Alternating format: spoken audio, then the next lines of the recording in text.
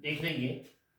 इसमें हम बात करेंगे क्लास 12 फिजिक्स के उस महत्वपूर्ण प्रश्नों की जो प्रकाशिकी में, चैप्टर का नाम क्या है प्रकाशिकी, और ये प्रकाशिकी वाले चैप्टर में मोस्टली रिलेटेड है, जो मोस्टली इंपॉर्टेंट है। ये बहुत बेहतरीन टॉपिक्स हैं अगर मुझे बोर्ड परीक्षाओं की प्रिपरेशन करने हैं, क्योंकि हम जानते हैं कि प्रकाशिकी वाले चैप्टर से क्वेश्चन आने ही आने हैं, छोटे मार्क्स में भी आते हैं और बड़े मार्क्स में भी आते हैं। तो पहले मैं उन क्वेश्चनों की बात कर रहा हूं जो छोटे मार्क्स में 2 मार्क्स और जो 2 मार्क्स और 1 मार्क्स में आते हैं, बहुत छोटे छोटे डेफिनेशन टाइप ये हैं।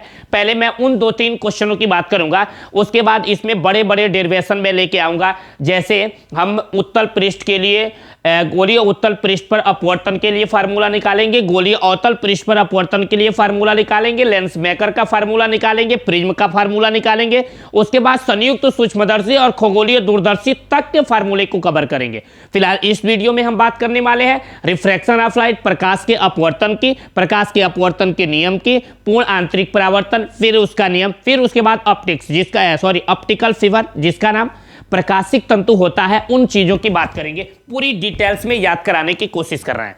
इसलिए अगर आप हमारे चैनल पे नए होंगे तो चैनल को सब्सक्राइब कर लें, और पहले से वीडियो को देख रहे होंगे तो लाइक जरूर करेंगे।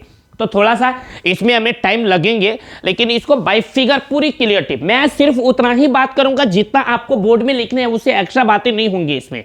ये नहीं कि पूरी डिटेल्स में जाएंगे क्या क्योंकि सारी रीजन देंगे, नहीं, सिर्फ हमें बोर्ड से रिलेटेड ही बात करेंगे, सिर्फ उन्हीं चीजों की बात करेंगे जो परीक्षा से रिलेटेड है, जो बोर्ड में पूछता है। ठीक है, हम आते हैं यहाँ पे। इसमें पहला प्रश्न ये है, पहला प्रश्न आपका हो गया था अवतल दर्पण के लिए यूवी और एफ में संबंध। दूसरा प्रश्न आपका ये है प्रकाश के अपवर्तन से आप क्या समझते हैं, इसके नियमों को लिखिए। यानी प्रकाश के अपवर्तन का परिभाषा हमें लिखना है, प्रकाश के अपवर्तन से क्या समझते हैं इसके नियमों को लिखिए। तो इसको समझने के लिए हम एक फिगर बनाते हैं। ये एक फिगर है, ये इस फिगर में फिल कर लेना है। ये सघन माध्यम है। कौन सा माध्यम है बाबू? सघन माध्यम। और मैंने आपको परिभाषा बताया है सघन माध्यम का, ऐसा माध्यम जिसके कण काफी पास पास होते हैं उन्हें हम सघन माध्यम कहते हैं, और ऐसा माध्यम जिसके कण काफी दूर दूर होते हैं उन्हें विरल माध्यम कहते हैं। बोलो क्लियर हो गया? तो देखो, और इसका रूल्स है, जब कोई भी प्रकाश सघन से विरल में जाती है तो थोड़ा सा बैंड होती है, थोड़ा सा झुकती है, और इसी घटना का नाम पड़ता है प्रकाश का अपवर्तन। तो देखो इसमें होता क्या है, मान लो जैसे हमारे पास एक ये किरण है, ऐसे यहां पे ये पहला एक पारदर्शी माध्यम इसके ऊपर है, तो यहां लिख दे रहे हैं एक पारदर्शी माध्यम ये है,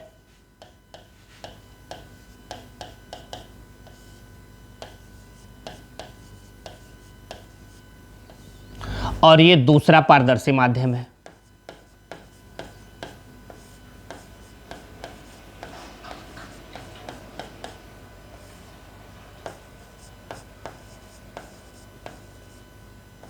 ये दूसरा। तो हमने क्या देखा है, जो ये प्रकाश जा रही है, ये लाइट, यह एक पारदर्शी माध्यम से दूसरे पारदर्शी माध्यम में जा रही है। तो हो क्या रहा है इसमें, यह हो रहा है कि इस प्रकाश को जाना चाहिए, यहां से ऐसे निकल जाना चाहिए। गौर करेंगे जरा,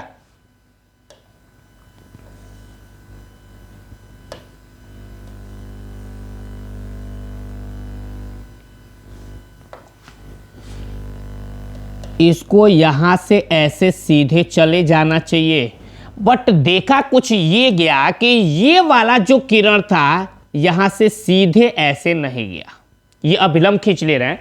मान लो ये प्रकाश ऐसे आ रही है, यानी एक पारदर्शी माध्यम से दूसरे पारदर्शी माध्यम में जा रही है, तो इसको ऐसे सीधा निकल जाना चाहिए था भाई, ऐसे, ये देख लो, इसको ऐसे सीधा चले जाना चाहिए था। लेकिन देखा ये गया कि जो ये प्रकाश है ये सीधा न जा करके ये अपने रास्ते से ऐसे बदल के गई, ये अपने रास्ते को ऐसे बदल ली, ये तो यहां से गई ऐसे, इस तरह से। इसका मतलब ये हुआ कि जब ये प्रकाश एक माध्यम से दूसरे माध्यम में गई तो ये अपने मार्ग से विचलित हो गई, अपने मार्ग से क्या हो गई? विचलित हो गई, विचलित हो गई।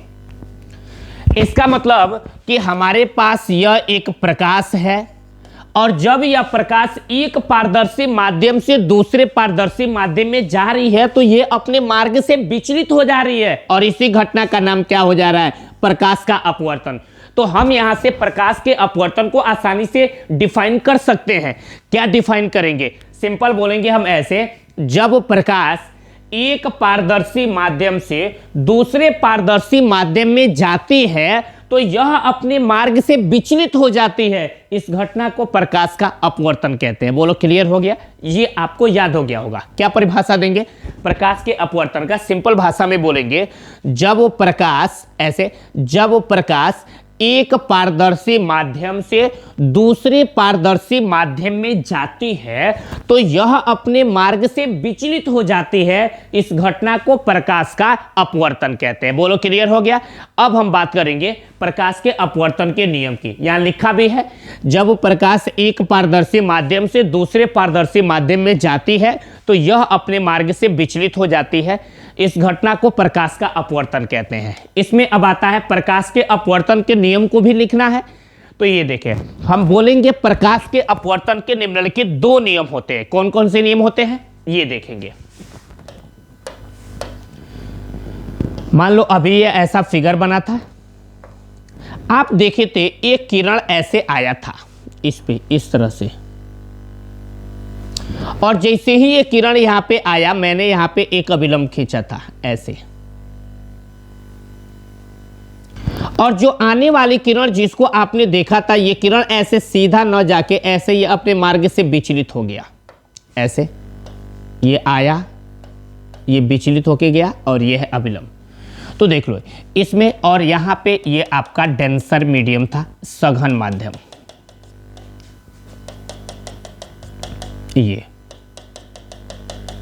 ये सघन माध्यम था। तो इसमें जो ये किरण आती है, इस किरण का नाम होता है आपतित किरण। आपतित किरण। और जो किरण एक माध्यम से दूसरे माध्यम में जाती है, इस किरण का नाम होता है अपवर्तित किरण। और बीच में ये जो खड़ी आपको लाइन दिखती है, इसका नाम होता है अभिलंब। अभिलंब। हमने ये क्या देखा, इसमें हम एक बड़ी विशेष चीज है यहां पे ये देखें कि जो आपको ये वाला पॉइंट दिख रहा है, इस पॉइंट पे थोड़ा सा गौर करेंगे तो हम देखेंगे जो आपतित किरण है वह भी इसी तल में आके मिल रही है, अपवर्तित किरण है ये भी इसी तल से जा रही है, और जो अभिलंब है वह भी इसी तल में है। इसका मतलब ये हुआ कि ये तीनों के तीनों एक ही तल में होते हैं। क्या होते हैं भाई? तीनों एक ही तल में होते हैं। ये एक चीज तो दिख गया कि आपतित किरण, अपवर्तित किरण तथा अभिलंब तीनों एक ही तल में दिख रहे हैं। ठीक है, एक चीज और आता है इसमें, थोड़ा सा एंगल आता है। ये देखो, ये आपतित किरण और अभिलंब के बीच बने कोण को आपतन कोण कहते हैं और इसको लिखते हैं आई से।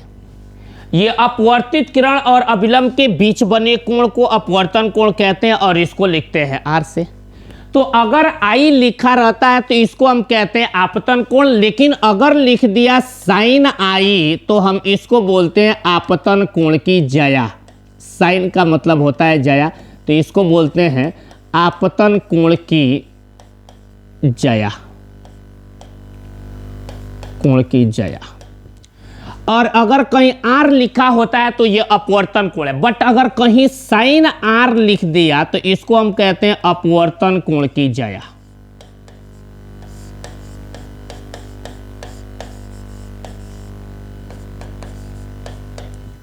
लेकिन जो इनका अनुपात होता है ना, ये अनुपात, ये हमेशा एक नियतांक होता है। इसका मतलब कि आपतन कोण की ज्या और अपवर्तन कोण की ज्या का अनुपात एक नियतांक होता है और इसी को स्नेल का नियम कहते हैं। और स्नेल का नियम बना लेते हैं n equal to sign I अपन क्या होता है, साइन आर। नियतांक को हम n से लिखते हैं, n बराबर क्या मिल गया, साइन आई अपन साइन आर। और इसी नियम को हम किसका नियम कहते हैं, स्नेल का नियम भी कहते हैं। बोलो क्लियर हो गया। तो अगर आपसे कोई पूछे प्रकाश के अपवर्तन के कितने नियम होते हैं तो आप बोलोगे 2 नियम होते हैं। पहला कोई पूछे क्या होता है तो बोलोगे आप आपतित किरण, अपवर्तित किरण तथा अभिलंब तीनों एक ही तल में होते हैं। ये पहला नियम है। क्या परिभाषा देंगे इसका, प्रकाश के अपवर्तन का पहला नियम क्या बताएंगे, सिंपल बोलेंगे आपतित किरण, अपवर्तित किरण तथा अभिलंब तीनों एक ही तल में होते हैं। और दूसरा क्या परिभाषा देंगे, सिंपल बोलेंगे आपतन कोण की ज्या तथा अपवर्तन कोण की ज्या का अनुपात एक नियतांक होता है। बोलो क्लियर हो गया, जिसे स्नेल का नियम भी कहते हैं। तो क्वेश्चन क्या पूछा था हमारा, प्रकाश के अपवर्तन किसे कहते हैं, इसके नियमों को लिखिए। तो क्या हमने रूल से इसका बनाया, क्या हमने परिभाषा दिया, जब प्रकाश एक पारदर्शी माध्यम से दूसरे पारदर्शी माध्यम में जाती है तो यह अपने मार्ग से विचलित हो जाती है। इस घटना को प्रकाश का अपवर्तन कहते हैं। प्रकाश के अपवर्तन के कितने नियम होते हैं तो हम बोलेंगे प्रकाश के अपवर्तन के मुख्य रूप से 2 नियम होते हैं। पहला आपतित किरण कामा अपवर्तित किरण तथा अभिलंब तीनों एक ही तल में होते हैं। और दूसरा नियम हमने क्या पढ़ा, हमने ये पढ़ा आपतन कोण की ज्या तथा अपवर्तन कोण की ज्या का अनुपात एक नियतांक होता है, जिसे स्नेल का नियम भी कहते हैं। बोलो क्लियर हो गया। अब हम क्या करेंगे, इसके बाद नेक्स्ट प्रश्न की बात करेंगे। देख लीजिए, ये प्रकाश के अपवर्तन के निम्नलिखित 2 नियम है, ऑलरेडी प्रिंटेड है। आपतित किरण, अपवर्तित किरण तथा अभिलंब तीनों एक ही तल में होते हैं। और दूसरा आपतन कोण की ज्या तथा अपवर्तन कोण की ज्या का अनुपात एक नियतांक होता है, जिसे स्नेल का नियम भी कहते हैं। नेक्स्ट टॉपिक्स देख लेंगे, पूर्ण आंतरिक परावर्तन। अब ये पूर्ण आंतरिक परावर्तन क्या होती है, पूर्ण आंतरिक परावर्तन की शर्त क्या होती है, क्योंकि क्वेश्चन में आता है पूर्ण आंतरिक परावर्तन किसे कहते हैं, इसके शर्तों को लिखिए। ये आपका लगभग ये सेकंड क्वेश्चन होंगे, नहीं दिख रहा है इसमें, ठीक है। ये पूर्ण आंतरिक क्वेश्चन में आपका पूछता है पूर्ण आंतरिक परावर्तन क्या होता है, इसके शर्तों को लिखिए, ठीक है। यूपी बोर्ड में आ सकता है। तो अब हम बात करेंगे पूर्ण आंतरिक परावर्तन किसे कहते हैं, थोड़ा सा इस पे चर्चा कर लेते हैं। तो इसके लिए मैं क्या करूंगा, यहां फिगर बनाऊंगा। यहां ऊपर आपका रहेगा ये सघन माध्यम, ये डेंसर मीडियम है। अब हम चलेंगे रेयरर में।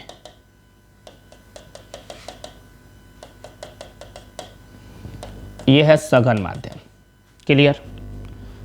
ये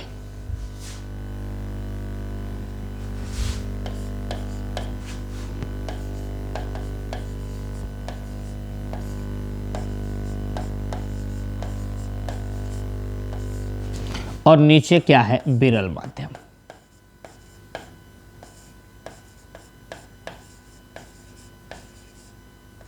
ये विरल माध्यम। और यहां पे देखो, मैं एक लाइट रेज को इसमें लेके आ रहा हूं, ये प्रकाश ऐसे आ रही है।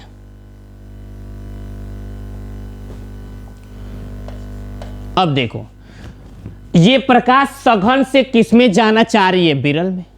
तो हम देखते हैं कि जब प्रकाश सघन माध्यम से विरल माध्यम में जाती है, इस स्थिति में हम यहां एक अभिलंब ड्रा करके थोड़ा सा एंगल के बारे में विचार करते हैं। ये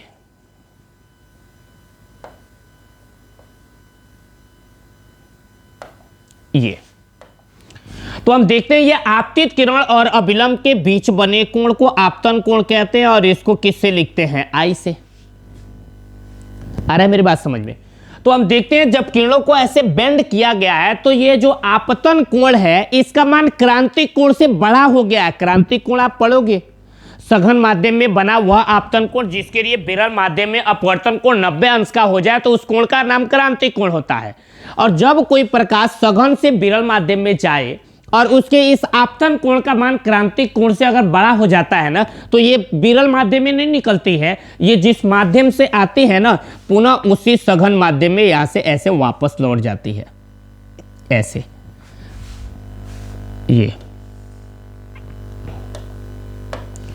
ये होता है अपवर्तन कोण R। क्लियर हो गया? यानी इसमें हुआ क्या है कि जो ये आपतन कोण है, लौटने के पीछे का रीजन सिर्फ ये है कि इसमें जो आपतन कोण का मान है ना, मान ये बड़ा हो गया है किससे? क्रांतिक कोण से।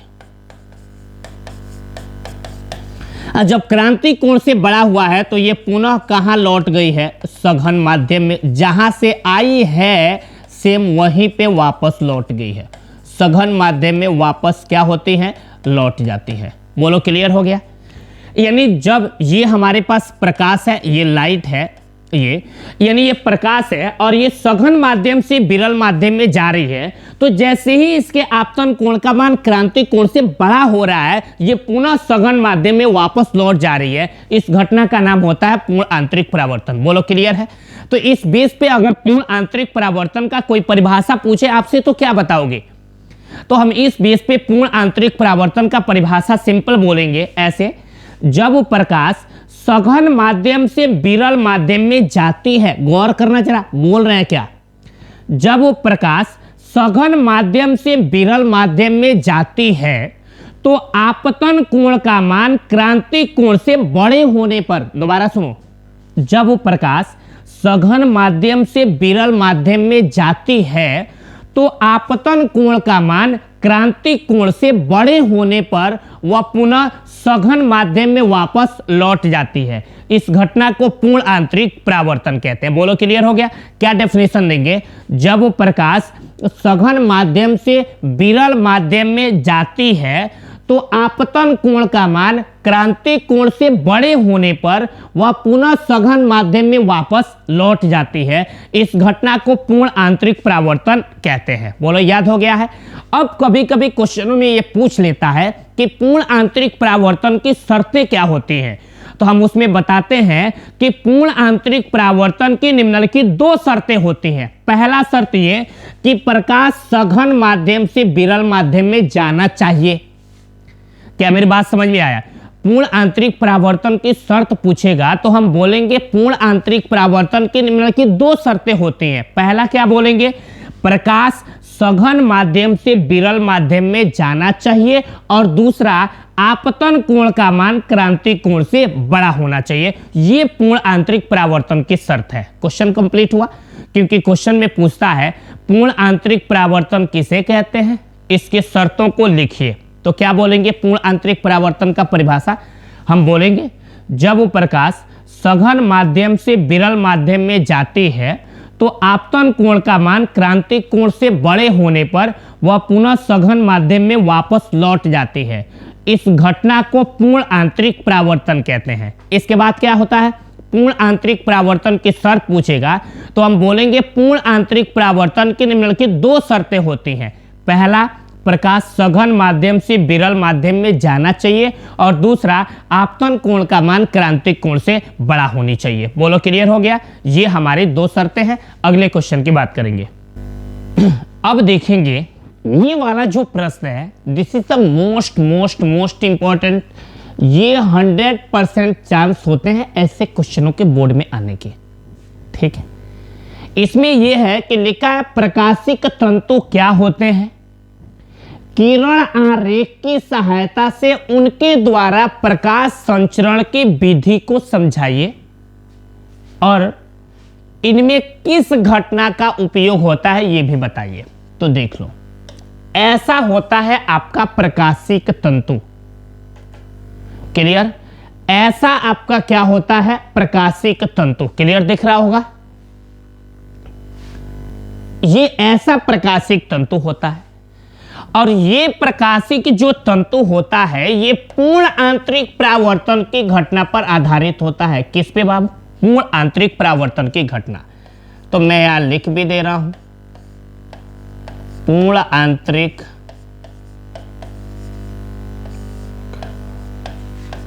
परावर्तन की घटना। ये पूर्ण आंतरिक परावर्तन की घटना पर आधारित एक युक्ति होता है और इस युक्ति की सहायता से प्रकाशीय सिग्नल को बिना किसी ऊर्जा ह्रास के एक स्थान से दूसरे स्थान तक भेजा जाता है। क्या सुने? इस युक्ति की सहायता से किसको भेजा जाता है बाबू? प्रकाशीय ऊर्जा, प्रकाशीय सिग्नल को लिख दे रहे हैं।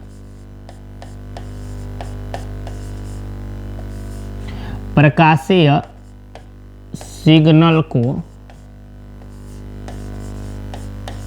बिना ऊर्जा ह्रास के, बिना ऊर्जा ह्रास के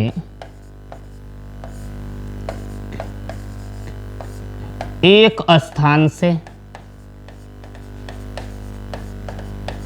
दूसरे स्थान तक क्या किया जाता है? भेजा जाता है। यानी प्रकाशीय सिग्नल इनमें से एक स्थान से दूसरे स्थान तक बिना ऊर्जा ह्रास के काफी दूर तक भेजा जाता है। ऐसे ये समुद्रों में बिछाया जाता है। फिलहाल हमें यहाँ सिर्फ उतनी बातें करना है जितने बोर्ड में पूछेगा, पूरी डिटेल्स नहीं दे रहे हैं। जितना बोर्ड में पूछेगा, लिखना कितना आपको है सिर्फ उतना ही बता रहे हैं। ठीक है, तो क्या बोलेंगे आपको? पहले तो सबसे पहले ये हेडिंग बनाना पड़ेगा ना, प्रकाशिक तंतु। तो इसका इंट्रोडक्शन लिखने के बाद ही आपको आगे की काम स्टार्ट करने हैं। ऑप्टिकल फाइबर, तो प्रकाशिक तंतु हेडिंग बनाने के बाद इसमें क्या लिखोगे आप? लिखोगे आप पूर्ण आंतरिक परावर्तन की घटना पर आधारित तो वह युक्ति। गौर करेंगे जरा, क्या बोलें, क्या लिखेंगे हम लिखेंगे पूर्ण आंतरिक परावर्तन की घटना पर आधारित तो वह युक्ति। एक बार और सुनो, क्या बोलेंगे हम? पूर्ण आंतरिक परावर्तन की घटना पर आधारित तो वह युक्ति जिसके द्वारा प्रकाशीय सिग्नल को बिना ऊर्जा ह्रास के एक स्थान से दूसरे स्थान तक भेजा जाता है। ये इसका इंट्रोडक्शन है। बोलो आया? इसमें कोई डाउट नहीं होना चाहिए। क्या हम बोलेंगे? सिंपल भाषा में बोलेंगे, हम ऐसे बोलेंगे कि पूर्ण आंतरिक परावर्तन की घटना पर आधारित तो वह युक्ति जिसके द्वारा प्रकाशीय सिग्नल को बिना ऊर्जा ह्रास के एक स्थान से दूसरे स्थान तक भेजा जाता है। बोलो क्लियर हो गया? दोबारा सुनो, या ऐसे बोलेंगे कि पूर्ण आंतरिक परावर्तन की घटना पर आधारित वह युक्ति जिसके द्वारा प्रकाशीय सिग्नल को बिना ऊर्जा ह्रास के एक स्थान से दूसरे स्थान तक भेजा जाता है, उसे प्रकाशिक तंतु कहते हैं। क्लियर हो गया होगा?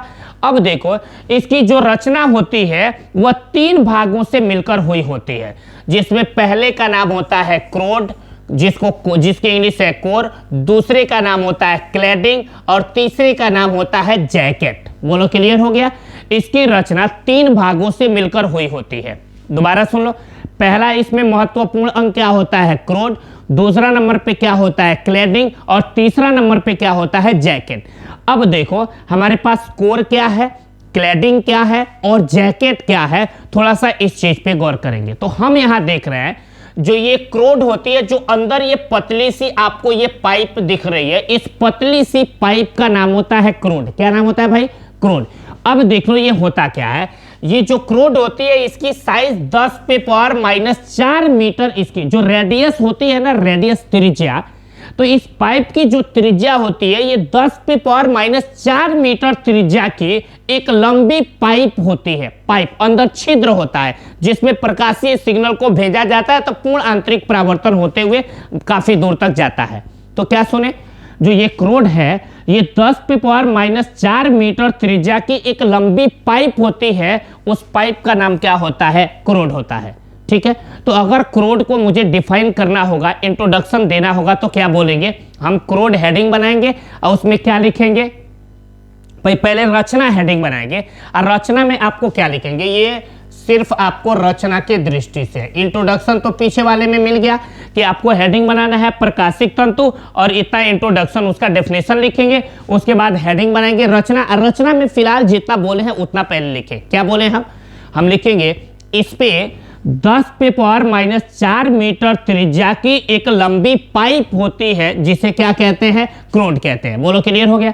क्या बोलेंगे, इसमें 10 पे पावर -4 मीटर त्रिज्या की एक लंबी पाइप होती है जिसे क्रोड कहते हैं। क्या बोलेंगे, इसमें 10 पे पावर -4 मीटर त्रिज्या की एक लंबी पाइप होती है जिसे क्रोड कहते हैं। अब देखो इसके बाद देखो क्या, आप देखो क्रोड के जस्ट ऊपर ये आपको चीजें दिख रही होंगी, ये क्रोड के ऊपर आपको ये दिख रही हैं, ये वाला जो आपको ये दिख रहा है, ये क्रोड के चारों तरफ, मतलब ये क्रोड है, इसके ये चारों तरफ कम अपवर्तनांक, देखो कम अपवर्तनांक वाली पदार्थ की एक पतली सी इसके ऊपर परत होती है। जैसे कलम होता है, कलम के अंदर रिफिल, तो ये रिफिल समझ लो क्रोड है और उसके ऊपर कलम है, ये क्या चीज है, एक परत है। आ रहा है मेरी बात समझ में। तो ऐसे ही देखो ये अंदर कलम है, इसके ऊपर ये कम अपवर्तनांक वाली पदार्थ की एक पतली सी परत होती है। इस पतली सी परत का ही नाम क्या होता है, क्लैडिंग। तो क्या बोलेंगे, इसके चारों ओर अपेक्षाकृत कम अपवर्तनांक वाली पदार्थ की एक पतली सी परत होती है जिसे क्या कहते हैं, क्लैडिंग कहते हैं। बोलो क्लियर है। अब देखो ये तो क्लैडिंग हो गया। अब इन सभी के ऊपर जो ये ब्लैक ब्लैक आपको दिख रहा है ना, ये सबसे बाहर होता है। क्या समझे आप, ये सबसे बाहर होता है और ये विद्युत रोधी होता है, यानी इस पे इलेक्ट्रिसिटी का कोई इफेक्ट नहीं पड़ता है और ये विद्युत रोधी होता है। ये एक्चुअल में बनी ही होती है इन सभी की सुरक्षा के लिए, इसलिए इसका नाम क्या होता है, सुरक्षा जैकेट। क्या नाम होता है, सुरक्षात्मक जैकेट। तो लिखे भी है, ये सबसे बाहरी विद्युत रोधी पदार्थ की बनी एक सुरक्षात्मक आवरण होता है जिसको परत बोलते हो, जो ढका रहता है, जिसका नाम क्या होता है, सुरक्षात्मक जैकेट। बोलो क्लियर है। अब सब इन तीनों को मिला देंगे तो हमारा रचना बन गया। क्या रचना में लिखेंगे, हम लिखेंगे इसमें 10 पे पावर -4 मीटर त्रिज्या की एक लंबी पाइप होती है जिसे क्रोड कहते हैं। उसके बाद आगे लिखेंगे इसके चारों ओर अपेक्षाकृत कम अपवर्तनांक वाली पदार्थ की एक पतली परत होती है जिसे क्लैडिंग कहते हैं। और उसके बाद बोलेंगे और इसके सबसे बाहर विद्युत रोधी पदार्थ की बनी एक सुरक्षात्मक आवरण होता है जिसे सुरक्षात्मक जैकेट कहते हैं। बोलो क्लियर हो गया। ये रहा है इसका रचना। क्लियर है। एक बार और रचना बोल देना, क्या परिभाषा देंगे, इसमें 10 पे पावर -4 मीटर त्रिज्या की एक लंबी पाइप होती है जिसे क्रोड कहते हैं। उसके बाद बोलेंगे इसके चारों ओर अपेक्षाकृत कम अपवर्तनांक वाले पदार्थ की एक पतली परत होती है जिसे क्लैडिंग कहते हैं। और इसके सबसे बाहर विद्युत रोधी पदार्थ की बनी एक सुरक्षात्मक आवरण होता है जिसे सुरक्षात्मक जैकेट कहते हैं। बोलो क्लियर हो गया। ये हमारा क्या रहा, ये इसका रचना रहा। अब हम बात करेंगे कार्यविधि।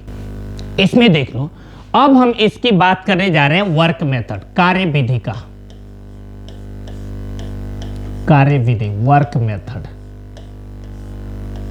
इस फिगर में आपको दिख रहा होगा कि यही वाला आपका क्या चीज है, ये जो आपको पाइप दिख रही है, ये यही वाला जो पाइप है आपका, ये अंदर वाला पाइप है, ये जिसका नाम क्या चीज है, क्रोड, कोर जिसका नाम है, ये अंदर वाला पाइप है। इस पाइप को मैं यहाँ पे ऐसे बना दिया हूँ। क्लियर हो गया। इस पाइप में देखो जो ये प्रकाश आपकी दो सिग्नल यहाँ पे आ रही हैं, तो ये मान लो सिग्नल यहाँ से ऐसे आया है और आने के बाद पूर्ण परावर्तित होके ऐसे वापस गया है, फिर यहाँ पूर्ण परावर्तित हुआ है, फिर ऐसे गया है, पूर्ण परावर्तित हुआ, फिर ऐसे आया, यानी पूर्ण परावर्तन होते हुए ये सिग्नल अंत तक बहुत दूर तक चले जाते हैं। तो इसमें होता क्या है, इसमें देख लो, ये आपका है, ये प्रकाश है, और ये प्रकाश जब क्रोड के अंदर प्रवेश करता है तो कितने एंगल पे आता है, ये गौर करने वाली बात है। तो देख लो, जब प्रकाश क्रोड में ये क्रांति कोण जो आपका ये वाला एंगल होगा ना, जब ये माप करोगे तो ये वाला जो एंगल होगा ये क्रांति कोण से बड़ा होगा। तो वही लिखे हैं, ये प्रकाश है और जब ये क्रोड में आया है तो इसमें जो एंगल ये बना है ये क्रांतिक कोण से बड़े एंगल पे आया है, तो लिखिए क्रांतिक कोण से बड़े एंगल पे आपतित होता है।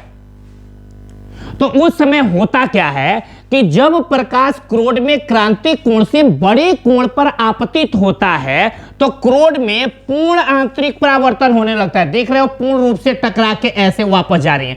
ये देखो, ऐसे पूर्ण रूप से टकरा के ऐसे क्या हो रही है, वापस जा रही है, पूर्ण परावर्तित हो रही है। इसका मतलब कि जब प्रकाश क्रोड में क्रांतिक कोण से बड़े कोण पर आपतित होता है तो क्रोड में पूर्ण आंतरिक परावर्तन होने लगता है, और यह क्रिया क्रोड व क्लेडिंग के अंतरापृष्ठ पर बार बार होती है। देखो, क्रोड व क्लेडिंग, ये क्रोड है और ये अंदर वाला क्लेडिंग है। तो देखो, क्रोड और क्लेडिंग के बीच, क्रोड व क्लेडिंग के बीच देखो यह क्रिया ऐसे बार बार ये परावर्तन की क्रिया दोहराई जा रही है, हो रही है ना। तो वही लिखा गया है कि यह क्रिया क्रोड व क्लेडिंग के अंतरापृष्ठ पर बार बार दोहराई जाती है, और इसी बार बार दोहराए जाने के कारण प्रकाश बिना ऊर्जा ह्रास के प्रकाश की चाल से गति करता है। बोलो, क्लियर हो गया। तो अब इसके कार्य विधि में बोलना होगा, तो कितना आप बोलोगे।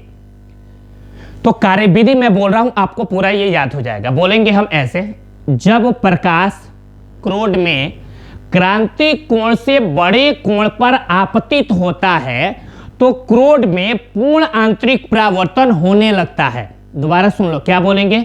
जब प्रकाश क्रोड में क्रांतिक कोण से बड़े कोण पर आपतित होता है तो क्रोड में पूर्ण आंतरिक परावर्तन होने लगता है। यह क्रिया क्रोड व क्लैडिंग के अंतरापृष्ठ पर बार बार दोहराई जाती है, जिसके कारण प्रकाश बिना ऊर्जा ह्रास के, जिसके कारण प्रकाशीय सिग्नल, जिसके कारण प्रकाशीय सिग्नल बिना ऊर्जा ह्रास के प्रकाश की चाल से गति करते हैं। आपका ये प्रकाशिक तंतु क्या होता है, रचना क्या होती है, क्रिया विधि क्या होती है, मैंने सब आपको सिस्टमेटिक याद कराया और यहां प्रिंटेड भी है। प्रकाशिक तंतु क्या है, लिखा भी है।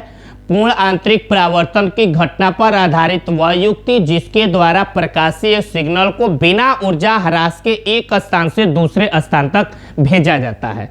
उसके बाद दूसरा है रचना में, इसमें कांच की बनी 10⁻⁴ मीटर त्रिज्या की एक लंबी पाइप होती है जिसे क्रोड कहते हैं। इसके चारों ओर अपेक्षाकृत कम अपवर्तनांक वाली पदार्थ की एक पतली परत होती है जिसे क्लैडिंग कहते हैं, और सबसे बाहर विद्युत रोधी पदार्थ की बनी एक सुरक्षात्मक आवरण होता है जिसे सुरक्षात्मक जैकेट कहते हैं।